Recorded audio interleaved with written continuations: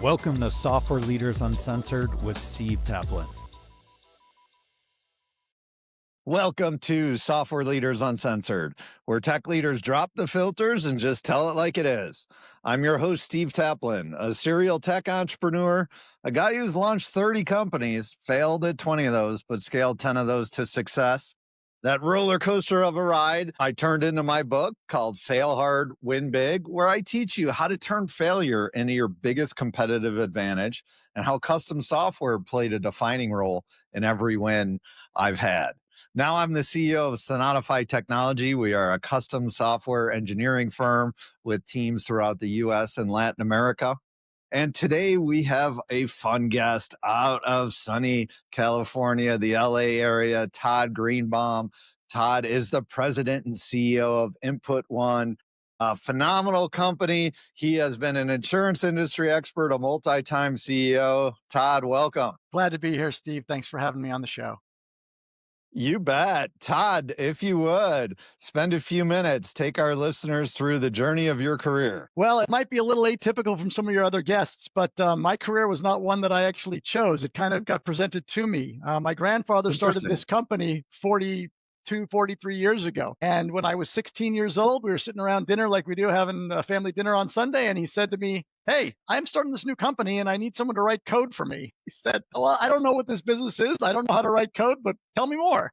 And ultimately, we talked a little bit and he said, "I think you're smart enough to do this." And I went and I bought a book and I read the book and I figured out how to write code. And he taught me and was my mentor for many, many years until I took the reins of the business from him several years later.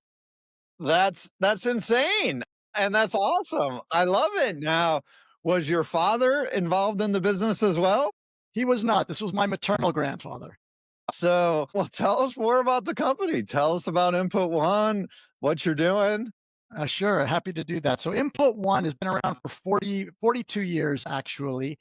And what we do is it's actually quite unique.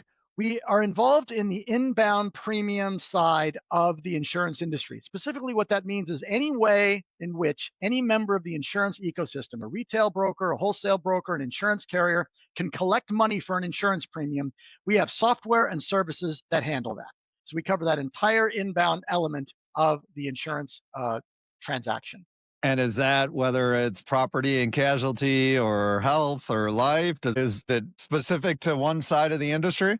We do focus primarily on property casualty, but we're just starting to tip our toes into surety and other elements that are just outside the P&C ecosphere. Gotcha. Very cool. I'm still amazed how long you've been involved in this company, and you had to teach yourself coding from there. I love it. Yeah, it was fun. Well, what are some fun current projects you guys are working on? Well, in the insurance business, a lot of it is the ability to grow the business can be conditioned upon the ecosystem in which you exist. So integrations are really, really important. So we're in the process of expanding a lot of the integrations with some of the software providers that platform retail agencies or carriers. So in the insurance carrier world, they're called core providers. These are the software elements that issue policies and manage the aspect of that. And then in the agency world, there are agency management systems. So when agencies are looking for ways to integrate with carriers and looking for ways to collect premium from the policyholders from who they sell the policies, when the carriers are looking to do the same, it's good to be integrated into those platforms. So we're doing a big push into getting it integrated into more platforms so that we can increase the platform of companies that we can provide services to. And correct me if I'm wrong, but a lot of these platforms are some pretty old legacy systems that often don't play nice. So it's interesting that you say that. Some of them are older and we do integrate with those, but some of them that are even newer as well. And they have a lot of outward facing APIs. So now we've got a lot of developers figuring out how those APIs work so that we can interconnect those systems and make those integrations real seamless for the customer and for the retail agency when they're using the software. So it's a little bit of both. Gotcha. Well, tell us about your engineering team that pulls this off and, how many engineers you have, the work model. Well, I think that I don't actually run the engineering team. My brother is the chief information officer of our business. He's been working with me for 35 years, but I think we have about 15 engineers. There might 15 to 20 engineers. I would say I think about 2/3 of them are domestic, but we also have engineers in various countries in Eastern Europe and in South America as well.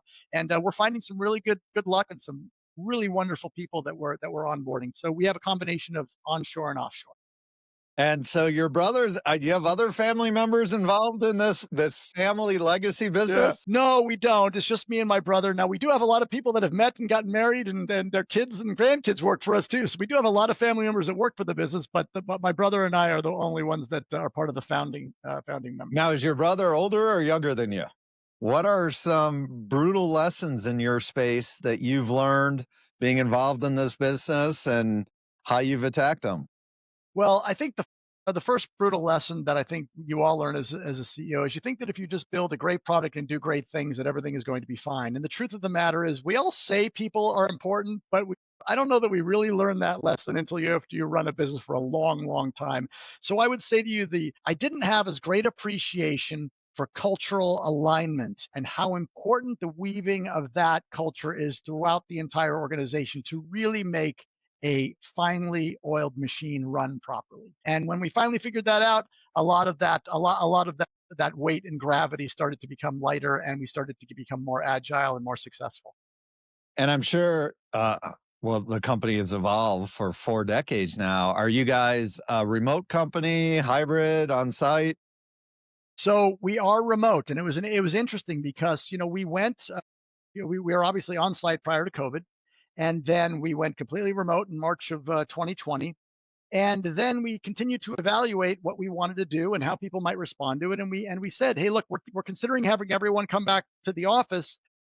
And we got a real big pushback from folks. And we took a hard look at it, and we said, look, I love this concept of water cooler discussion. I love the real life, the live talking and walking into someone's office unannounced and having that conversation. And I was concerned about missing that when we made the decision to stay fully remote. What we did is we took the time and energy, and quite frankly the cost, because we were able to downscale our footprint on rental, and we invested that into time and a team that helped build and maintain the culture throughout the organization. So even though we're remote, and even though a lot of people might say, gee, you can't really have that cultural alignment and that real tightness when you're remote, the truth is we've done a really great job of building a remote team. We fly teams out in whole.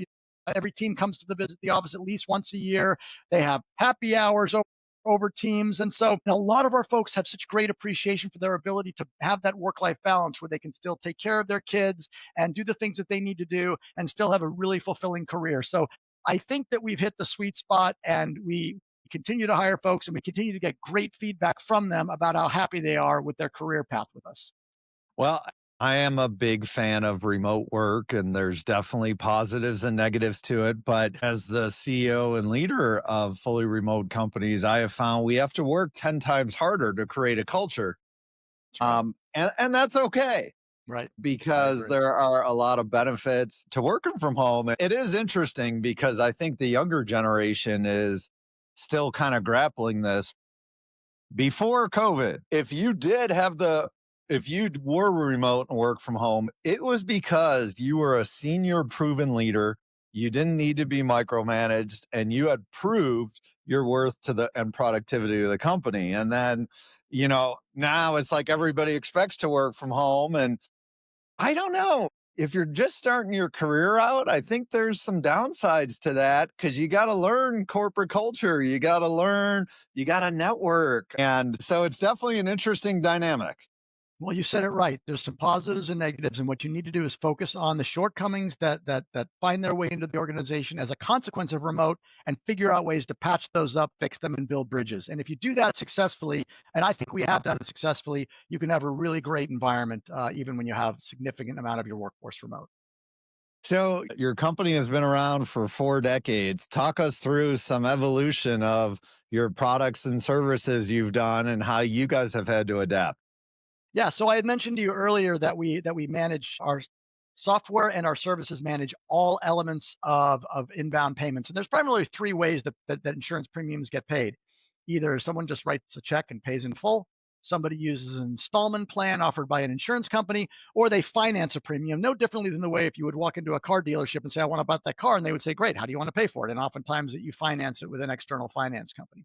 So we do all three of those, but we always do all three of those. We started out in one, and I like to build the company. I'm one of those people that I like to make sure that I don't step into things that I don't know about. I think that's a real fast way to be in a lot of trouble. That doesn't mean I don't experiment, but it means that I like to grow in concentric circles. So we started out with one modality of payment, and then we said, hey, we're missing out on all these other people that pay this way. And we built another modality of payment, and then we built another one. And so we just built the business through concentric circles by going a little bit outside of our comfort zone. And that's been a very successful formula for us until we actually hit the entire and control the entire ecosphere of inbound premium payments. And so that's how we did it. And I think it's proven a really good plan for us.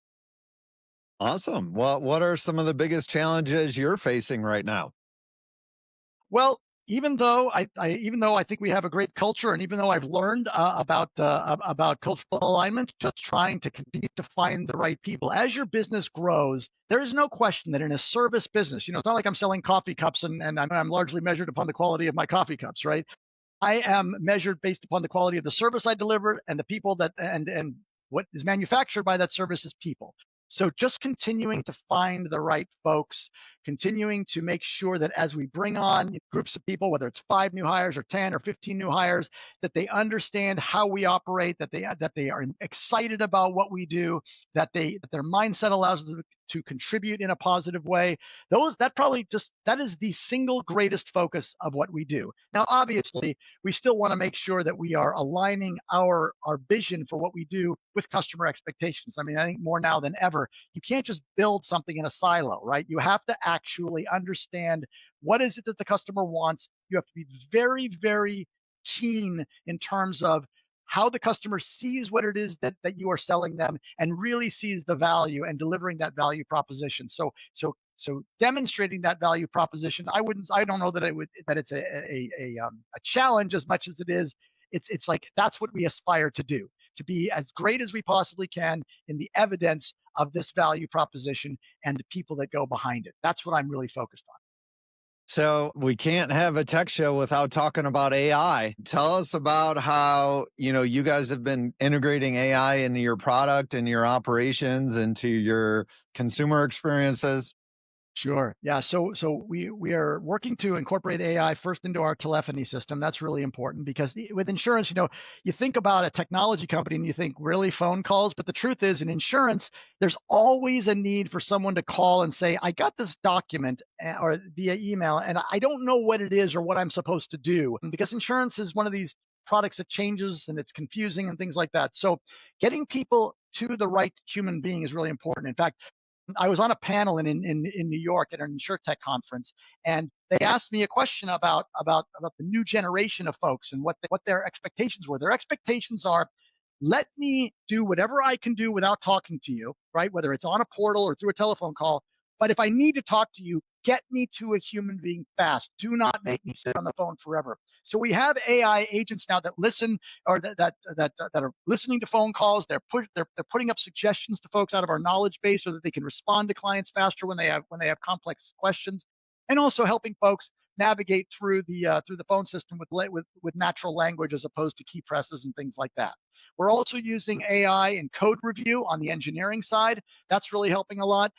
We're also using AI in terms of helping us screen resumes that come in, because as you now know, so much of it is digital. You used to just put out a job placement and you get 20 or 30 resumes. Now you can get 500 resumes, and going through those is impossible to do unless you have AI to screen them for you, and it helps deliver better resumes to the human beings that are making the decisions. And then we also use AI on underwriting when we are doing the one component of our insurance premiums, which involve financing, where we're actually making a loan to allow someone to get an insurance payment monthly as opposed to annually. We have to underwrite the customer to make sure that they are credit worthy, and AI helps us do that. So we're using it in all elements of the business. And I just met with the leadership team like a week ago, and they're just throwing all these ideas out about where we're going to do that more and more. So it's exciting. It's really, really exciting to watch that happen. In all the advancements of AI, one thing I haven't seen or been impressed with is, as it relates to phone calls and,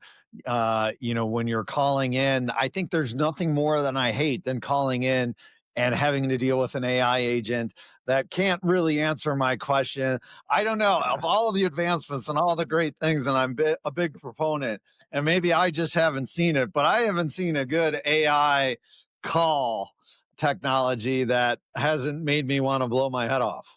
Yeah, that's true. And I think, look, we're aware of that. I'm not saying to you that ours is perfect by any means, but we know that we need to continually make the improvement. I think right now, the more important element of AI for us is to empower the human. Once they get to the human being, empower the human being to give better answers. Because sometimes people have to say, "Gee, I don't know. I got to go talk to a manager, or let me go get a supervisor approval." If I can eliminate that by getting answers on the screen for them and prompting folks while they're talking, I think that's good.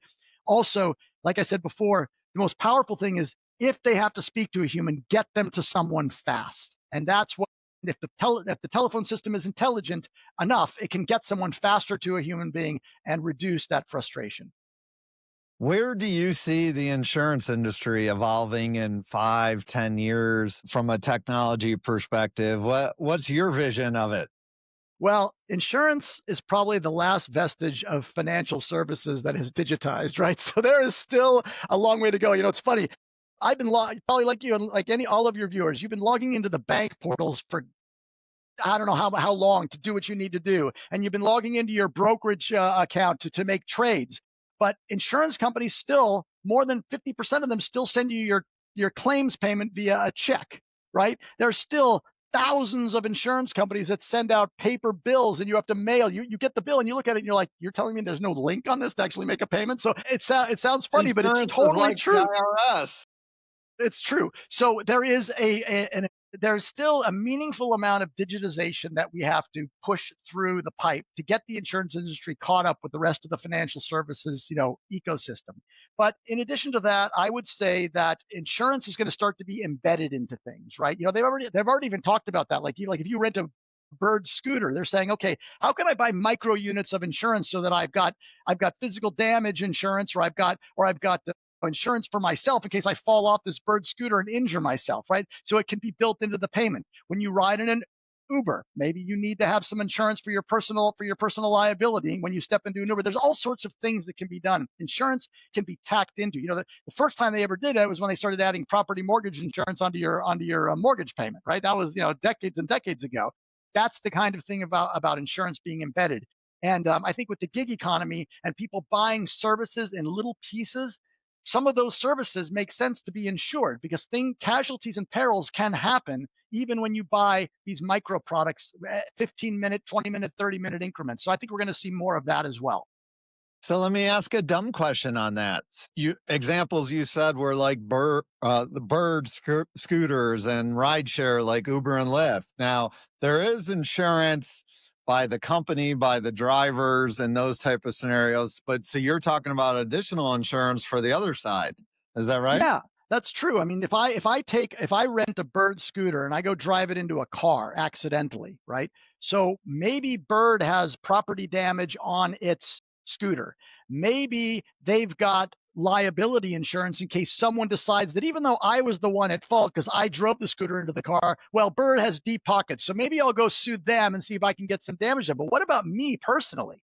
If Yeah. someone comes after me, do I have insurance? Bird ain't offering me any insurance for my misbehavior on that scooter. That's the kind of thing I'm talking about. Gotcha. Very interesting.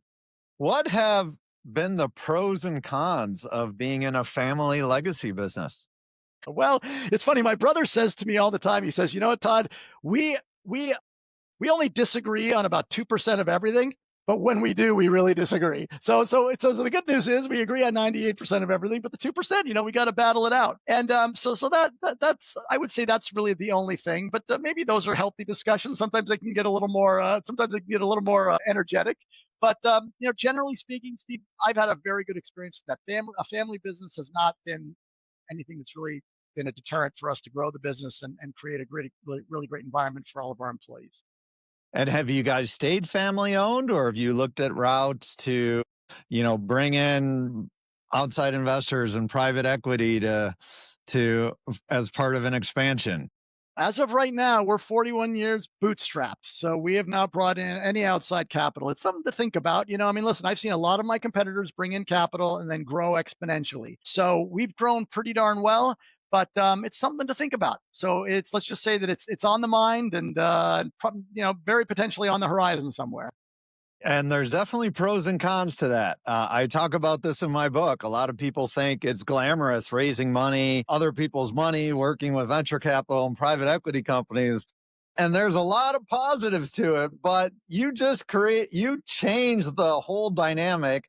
You now have people you're accountable to, and sometimes even more, depending on the structure to it. And so there's definitely pros and cons to way out there. No question about it. If you But take some, kudos to you and your family for being able to, successfully. I mean, how many businesses, family owned, survive 4 decades? yeah, that's an amazing feat, and yeah. you Thank you. guys are clearly doing something right and constantly adapting to the ever changing times. Even though, as you said, the world's a little slower. Yeah, that's right. Yeah, but thank you. Well, Todd, thank you for getting uncensored with us today. And awesome to hear how you're attacking the challenges in the insurance industry, the future you see it. Before we wrap, what's some no BS advice you have for leaders out there who are trying to build, scale, or even just survive in these, what I'll call, interesting times? Well, you'd said I'll relate this back to something you said about just the perseverance, and that's really what it takes. I don't think you can overestimate how hard it is to build a business, right? It's sad, like you said, with the private money or the public money. It's very glamorous to think I'll be a business owner, but the amount of walls you need to run through on the number of days that you are exhausted from running through walls, you will not be able to imagine how many more you have to run through, no matter how tired you are. So for people that are just starting on that foundry, and look, I think a lot of people are. There was a story in the Wall Street Journal just yesterday about how a lot of these AI startups in San Francisco are realizing I'm going off alcohol, I'm going off partying, I'm going off everything, no fun, and all I'm going to do is work. Now that's an extreme element of it, but I will tell you, sometimes that's what it takes. So prepare yourself to put on a suit of armor and run through walls day after day after day, no matter how exhausted you are. And if that invigorates you, then I think that's going to be a great thing. But it is not easy. This is capitalism, as you know. You have to eat what you kill, and every day is a difficult day, and some days are better than others. But that's what I would say to newly minted founders. Great advice. And what you were talking about is how, and it's often referred to as the 996 culture. You work 9 a.m. to 9 p.m., 6 days a week. Silicon Valley companies are embracing it. And I agree. And, as founders, as CEOs, we naturally work harder than everyone else. But, one of the things I talk about in my book is as I've gone through my ventures, that work-life balance, or I'm going to call it more family work balance, is so important. And I have watched some very successful entrepreneurs have success in their businesses, but not their family life. And to me, that's not winning. If you have, all the money you want, but you don't have a good spouse, you don't have tight relationship with your kids, your family, I don't know. That's something to weigh out. And, these 20 somethings that are doing this 996, they're not going to listen to old guys like me. And Yeah. they got to make their mistakes themselves. But that's always where I caution people. Yeah, well, I think you're absolutely right. Of course, they always say youth is wasted on the young, right? Because they don't appreciate and understand that you have to live several decades and have a family and understand what that means. So, hopefully when people listen to me, hear me say that, they also know that there is that balance. When you do find a romantic partner who you really want to spend your life with and you want to build a family with, then you need to figure out how to balance that. And You can maybe still that's a new insurance product you could create. I'll have to do some homework on that one, Steve. But thanks for the recommendation. If I ever do create that, I'll make sure that you get credits. How's that sound? Thank you so much for joining us. That's it for this episode of Software Leaders Uncensored. I'm Steve Taplin. If you enjoyed the show, go ahead and hit subscribe. If you didn't enjoy it, well, we'll just go to your competitors. I'm sure they can get the edge they're looking for. Remember to fail hard, win big, and always build what matters. See you next time. That's a wrap. Another great episode of Software Leaders Uncensored. Thank you guys so much for listening. I really appreciate it. It's a lot of fun doing this show. I love talking with great tech leaders. As a side note, if you're interested, check out my new book, Fail Hard, Win Big. This is the story of how I built 30 companies, failed on 20, and turned 10 into multi-million-dollar wins. The common thread with all of them was custom software. Also, if you need software development help out there, my company, Sonatify Technology, we deliver world-class software development engineers out of Latin America. We have a solid track record of helping companies launch better products and faster. Thanks again for listening. Appreciate it and appreciate you.